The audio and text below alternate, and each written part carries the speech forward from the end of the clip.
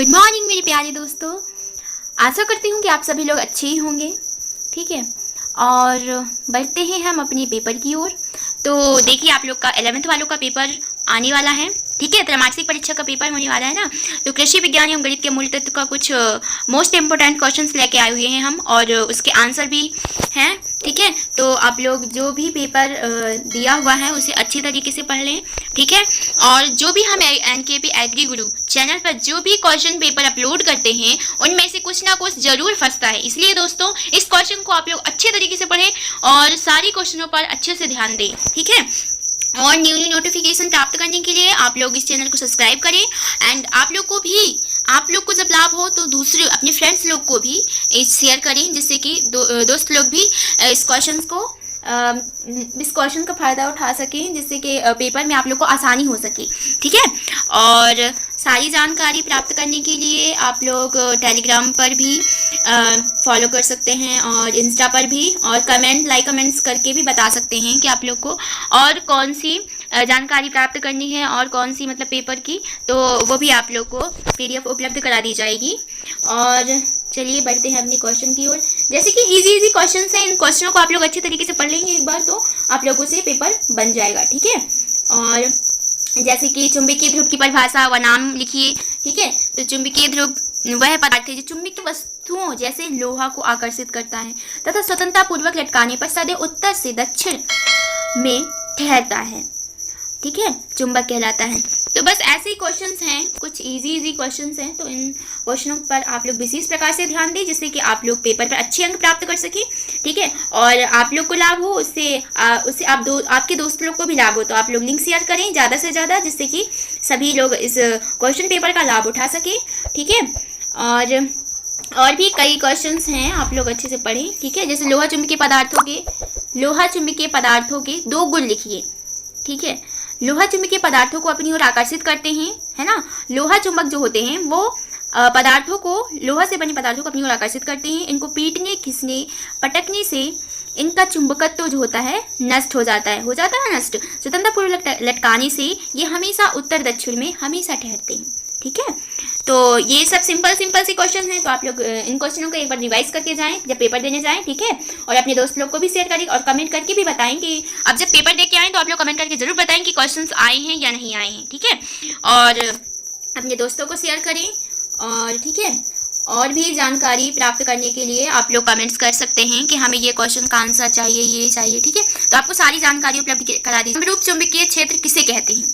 ठीक है, तो समरूप चुंबकीय क्षेत्र, यदि किसी चुंबकीय क्षेत्र के प्रत्येक बिंदु पर चुंबकीय क्षेत्र की तीव्रता की दशा एवं परिणाम समान हो तो वह क्षेत्र एक समान चुंबकीय क्षेत्र कहलाता है। ठीक है, तो ये परिभाषाएं हैं छोटी छोटी, तो इन सबको आप लोग अच्छे से पढ़ लें। और देखिए, मौसम के पूर्व अनुमान के 4 महत्व लिखिए। मौसम के पूर्व अनुमान के 4 महत्व लिखिए। मतलब मौसम का जो पूर्व अनुमान लगाया जा सकता है उसी के बारे में महत्व।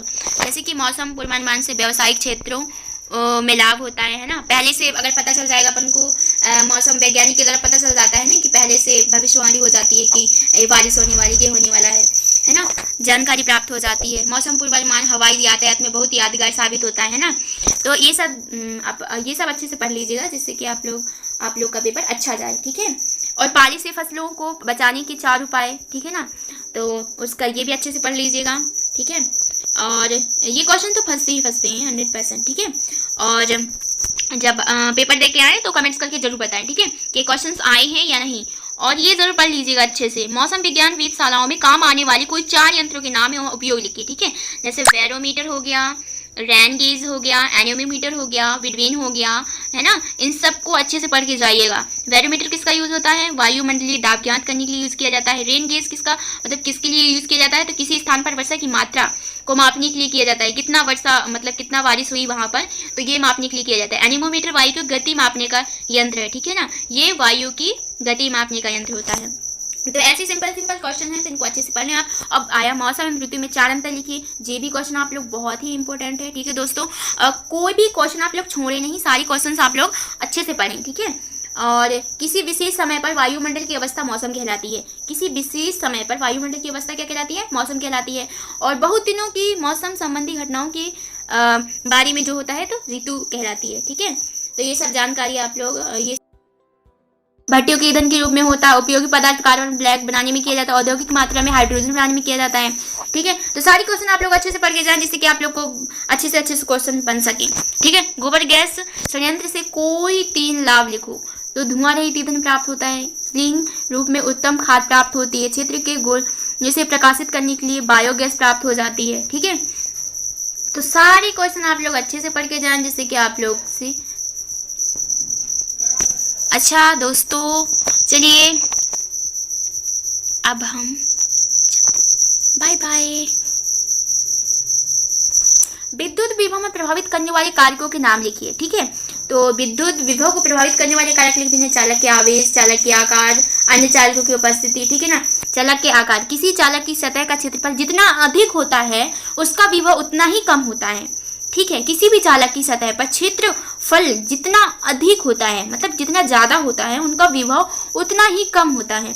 और अन्य चालकों की उपस्थिति पर, तो किसी चालक के समीप अन्य चालक को लाने पर, समीप मतलब पास, उनका चालक विभव कम हो जाता है। ठीक है, तो सारे क्वेश्चन आप लोग अच्छे से पढ़े दोस्तों, हैं, एक भी चिंता मत करिए। और जो भी क्वेश्चन पेपर आपको चाहिए तो आप लोग कमेंट करके बताएं। ठीक है, और दोस्तों हम लोग तो है ही हैं आपकी हेल्प करने के लिए।